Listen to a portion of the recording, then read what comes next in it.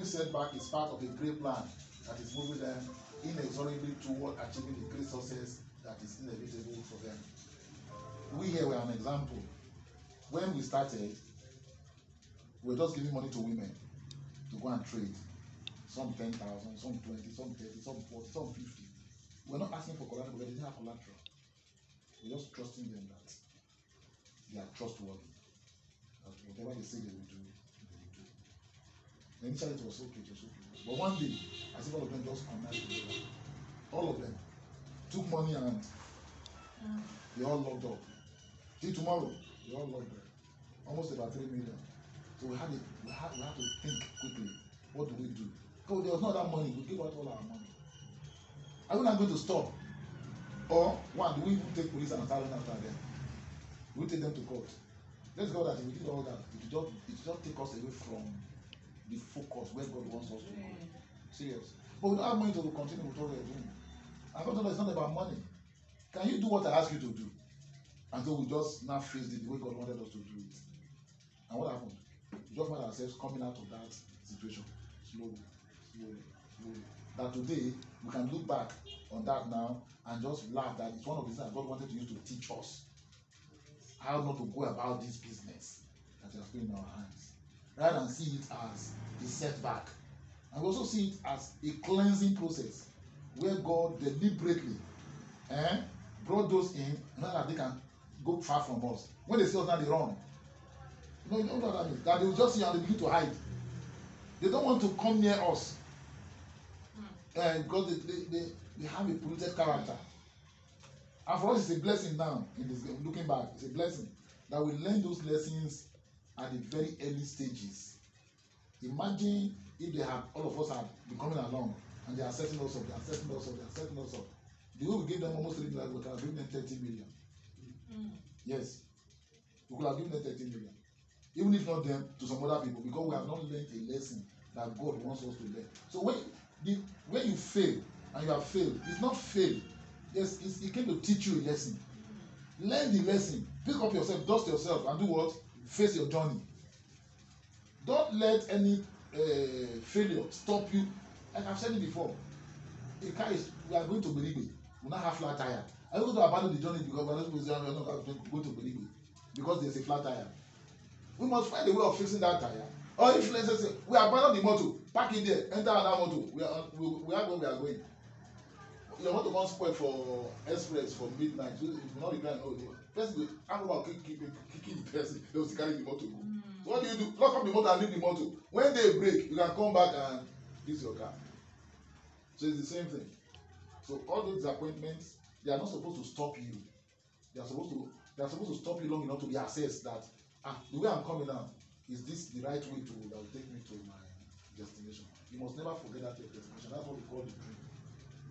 So when those who have made up their mind, they will see failure as part of the stepping that takes them to their success. So when you are seeing failure, they are seeing the signpost to their success.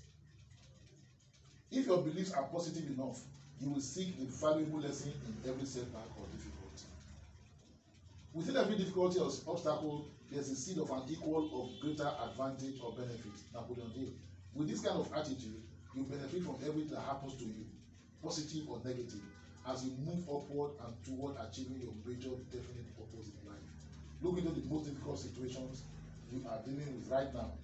What valuable lessons does it contain that can help you to be better in future? Whatever it is, what it is that you are even going through now. And that's a point at which we ask them to introspect. What's your most bitter experience that you're having now?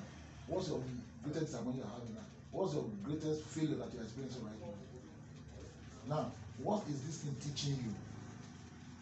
Each of us, it will be different. And the lessons we are learning will be different. Sometimes it can be just that you are relying on somebody and God is not telling you stop. That person will not disappoint you so well that you can lose faith in everybody. But that's God is just telling you stop relying on human beings. Trust me. That's what he's telling you. Maybe that you just trust your father. Without your father, you can't do it. Without your father, you can't do anything. Then suddenly your father now disappoints you. But it's also telling you that with or without your father, there's a journey ahead of you. One day your father will no longer be there for you. You know they are there now. Sometimes it can be your brother or sister that has betrayed you, failed you. What is that also telling you? Trust nobody. Trust nobody. Somebody promised you something and he failed you. Expect nothing from anybody. If you don't expect anything, you'll never be disappointed. Have you? Yes.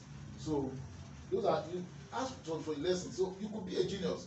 What comes to you naturally that you enjoy doing or being? What comes to you naturally? Forget about you are doing keke. Forget about you are doing catering. I'm even asking us now. As an example, what comes to you naturally? Naturally. Forget that you're going to go and learn keke and you are doing keke. Naturally, what comes to you? You would have known it when you were growing up. When you were growing, there was no keke then. So there were some things that come to you naturally. What was that for you, sir? That comes to you naturally. Naturally, I have to become a musician.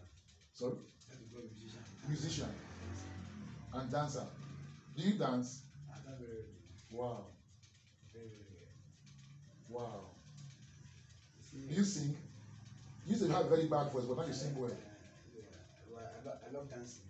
You love dancing? When I was technically, I dance so well. Even I create my own dance step. Dance steps? Wow. I couldn't establish it. Wow. But that is big. If they are doing break dance, yes. I don't break dance. My own break dance is there for one. Wow. When I dance, Wow. they will learn it from me. Everyone will learn from you. Okay, now that's a natural gift. You are a genius in that. So what does that mean for you? It means that you can become a mentor to dancers. Now, is that not what Ikorodu Boys is doing? Ikorodu Boys. I've shared that story with us now. Yes. Eh? Yes. Ikorodu Boys, they're in US right now. I told you, right? Uh-huh. They're in California right now, so they're talking. I saw it on Facebook. You saw it on Facebook. They came out, BBC carried them yesterday. BBC. And you know that 4 of them are brothers, same father, same mother. 4 of them? Yes. 4 of them are brothers, same father, same mother. 4 of them, from the oldest to the youngest, they're all in America right now. They're not coming back. They are in California, Hollywood film. That Hollywood they watch, the America. They are going to be appearing in Hollywood film. Netflix. I don't know if you have heard of Netflix. Netflix send them in America. They send them packages, camera, dressing, a lot of things that they send to them. In US, they are in US right now. Why? They're not asking them that. You know, some of them that used to dress as women will do that. When you get your wig, say their mother's wig and their sister's wig, that's what they're using to redress and look like girls. The boys. They are all boys. I thought they are gay. No, they are all boys. I'm telling you, they are all boys. Now, his mother was not angry. Say, their mother actually even follow them. That is their mother that normally would dress a small boy and paint their face, do everything to make them to do makeup. I can imagine if the mother was saying, what nonsense is this one? When you go, should go and be reading. Okay, when the mother was even doing that, I'm sure that there were people that were laughing at her. You get boys, they dress them as girls. Now, that woman eventually is going to go to US because they're going to give them paper. They went during this corona, that's when they went. When nobody is traveling, that's when they came to carry them and took them abroad. Their visa was prepared from abroad for them. When we even saw them here yesterday, I said, this house they are in is different. The one is looking new. We didn't even know that they're American. We thought they were still in the Ikorodu Boys. They are multi-millionaires now. All from what? Recognizing that genius that they are. You don't matter go and read book, Not everybody is going to keep on reading book. Forget about book. The time of reading book don't pass. Now reading book don't pass. That's not to say that we should not study. Don't misunderstand me. When they are there, they are going to go to school. They are not going to stay at home. They are sent to school. There's already an academy where they are registering them. They don't still go to school. But they say that they might be studying things that are related to their area of ingenuity. They don't have to study physics, chemistry, and biology that is not relevant to what they want to do. So a lot of us right now we are forced to learn things that are totally useless to us. And when it's useless to us, we lose interest. You don't be teaching, you can't be teaching biology, production, you don't skeleton, they do something. Sorry, I'm not interested in this one. Where my person mind be different. But the school is not structured will take care of those things. But therefore, we as parents cannot leave the future of our children in the hands of what? Teachers. The first teacher a child will have is who? It's the parent now. It's the parent. All the school that they are going to just for a time, they will still come back home again. The children will be left with them. So what comes to you naturally that you enjoy doing or being, once you recognize that there's something there for you, sir. It doesn't matter all these things you are doing now. It doesn't matter. When if you have unlimited resources, you must go back there. Therefore, as you begin to work now, as you begin to think of how you can get back there so you can fulfill your own purpose for coming to this world. It was not to come and ride keke. It was not to come and born children. That's not why you came. There's a reason you came. Up to tomorrow now, people still try to dance like Michael Jackson. They still try to what? To dance like Michael Jackson. Up to tomorrow, there are people that they still try to sing like Fela. Till tomorrow. There are also tomorrow that people that still try to sing like Bob Marley. Eh? So, visual-spatial intelligence, strengths, visual and spatial judgment, characteristics. Anyway, I'm not going to waste time on all these ones. I think I've touched on them small. So take action. Identify where you belong. Identify what necessary actions you must take to self-actualization. Identify relationships you must cultivate to move you in the direction of your life's great purpose. So when you know your life's great purpose and the direction you are going, you begin to also move with people that are going in that direction. You are supposed to be going to Badagry. You now start playing with those who are going to Onitsha. When you don't carry on, they go and drop you at to. If I get to Onitsha, you don't be confused. They will be achieving what they are. Because that's not where you are supposed to go. Are you together? Identify your career choices in view of what you know now. How would you determine that you are successful in life? What will be the legacy of your life's great purpose? How can you leverage Ebony World in pursuit of your life's great purpose? So that's another question. Now ask yourself, and it's critical for each of us, every one of us. And most people join us when we talk. They are not looking for the payment plan. That's what they are looking at. When I now bring it, I mean, how much will you not give me? When I now raise, when you start lending me money, stupid. That's not your life's purpose. Your life's purpose is totally different. It has nothing to do with money. As you are fulfilling your life's purpose, money will come. When those boys were doing their Ikorodu boys, when they were doing that, they didn't have America in mind. They didn't have any camera. They saw their type of food. They were not enjoying themselves. They were doing what they enjoy doing. And God always said, a man's gift shall make way for him. The gift that God has given you is not to make a way for you. Identify your own gift. So the question is that after you identify your gift, how does Ebony World come in to help you to achieve that gift? That's what we're asking. So if there's no path for Ebony, don't join us. It's not your money we are looking for. How do we factor in that your plan? That this is the role you expect Ebony to play in helping to, please come and help us to do this fine, in helping to achieve this your life's great purpose. Let me take him again for an example. If he thinks that the reason he joined is also for us to help him to buy keke, he has missed it. But we'll buy keke for him. Keke has no end. After he buys one, he buys it. The problem don't be coming because that's not his area. And usually when problems come like that, God used to tell us that we are not following the right path that He has told us. Because when we are following the right path, even when the problem comes, we enjoy the problem, so we are laughing at the problem. Because we easily surmount it. Why? We are following the path that God has already crafted for us. Helpers will come to push us in that direction. That's what's happening to the Ikorodu boys now. Helpers are coming from where they don't even expect. They did bargain for it, and this is what they are getting.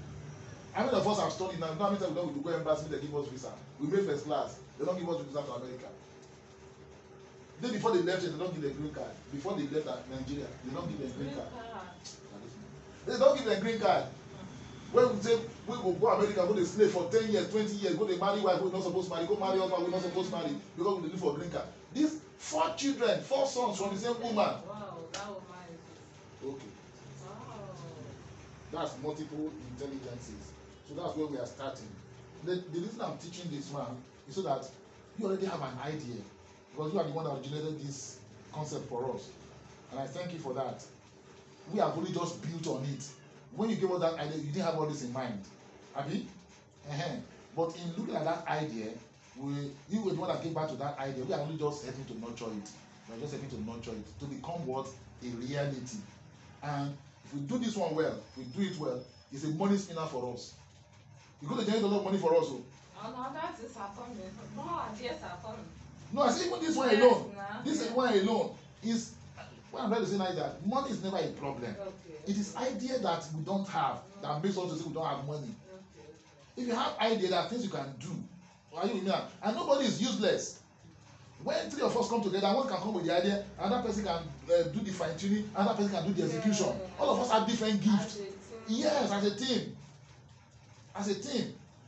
When an idea occurs to you, don't kill it because you don't know what to do with it. Bring it to the table. That idea that God has put in your mind, there's a reason why God put it there. God may use it to give birth to it, and He will now bring somebody else to nurture it until it becomes a big.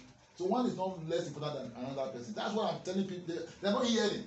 Why are they not hearing? They're not hearing because all they want is money, money, money, money, money. And because they're saying money, money, money, money dominates their life. Money has power over them. They become slaves to money. They're always working for money. Money is never working for them. Yes, because all they are concerned about is that they need money. I need money. It's like somebody on drug. A drug addict is under the control of that drug. Without that drug, they'll be shaking. Same with these people. Money, money, money. When they see money, their temperature will come down small. But that money will not last in their hands. Though. Very soon they're crying, money, money, money, money. Give them money. Money, money, money, money. Anybody that pays them, they can sell their soul to that person. Because money is the one controlling their lives. Take off your eyes from money so that money can stop controlling you. The moment you take your eyes away from money, you start controlling money. At that point, there's nothing you want that you cannot get. And this is what we are trying to teach people. I don't know if you get it. Yeah. Yes, you can get anything you want. There's nothing that you really want in this life that you cannot get. There's absolutely nothing. Never, never. And people think that when I now get money, I'll be happy. When I now get money, I'll be happy. Like you can never, if you're not happy now, when money comes, you'll not be happy. Okay, so what we now call, we are going to rename this one youthpreneurship, not entrepreneurship. Youthpreneurship. Youthpreneur.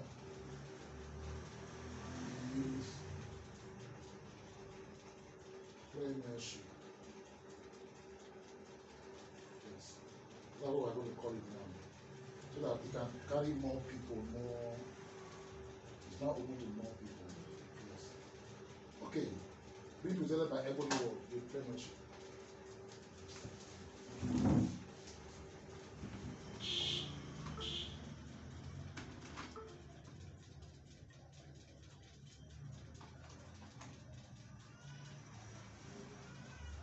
Aha.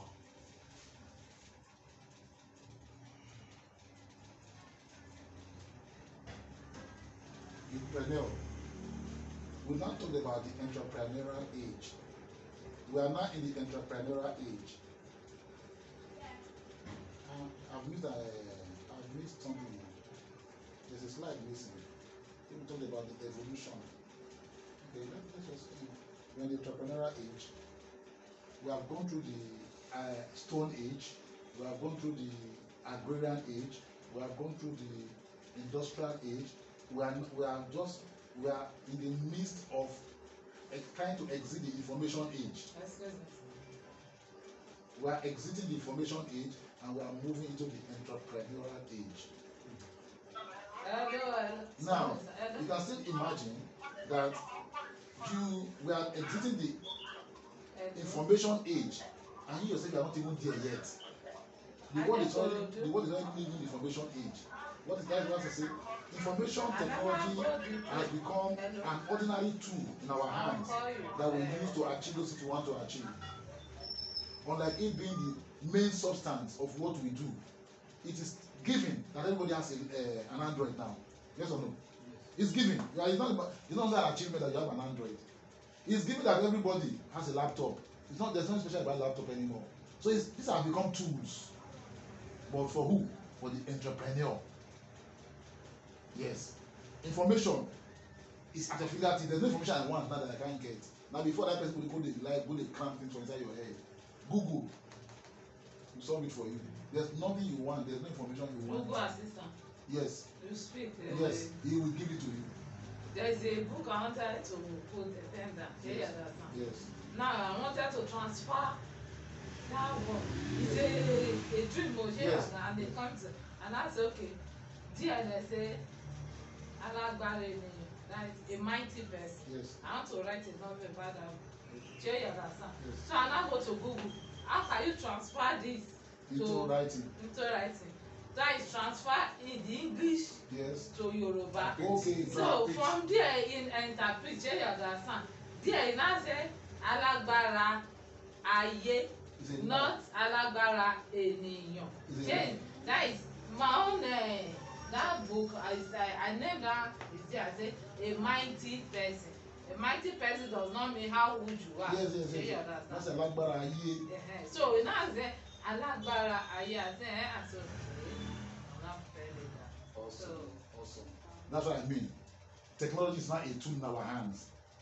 You cannot even say it's just like knife and fork. That's what it is. So we have passed that. We are exiting the information age. Information IT is a given. It's just there as part of the tools we use now. You must now become an entrepreneur. An entrepreneur is the height right now of man's economic evolution. We have passed the age of the industrialist and all those things. It's now the age of the entrepreneur. Entrepreneurship.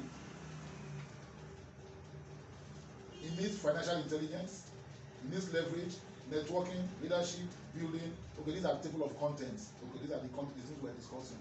We are discussing entrepreneurial age, financial intelligence, leverage, networking, leadership and team building, conflict resolution, conquering the self, skills, family support, business, building a business, record keeping, sourcing capital, starting, feasibility report, technology, and then innovation. All these are the things we are covering in this workshop. I actually call it a workshop. So now we want to talk about the human evolution.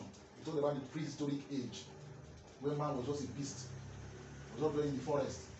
So his means of sustenance was just grass, kill animal. Sometimes you are not even able to cook. You all eat it like that raw. That's how we evolved. No clothes. Just tie clothes. You kill an animal, wear the skin, and then you are moving on. They will now move to the Stone Age, where they now began to sharpen stones and use stones as weapons. They make fire from stones, from striking stones together. For that time, they began to cook.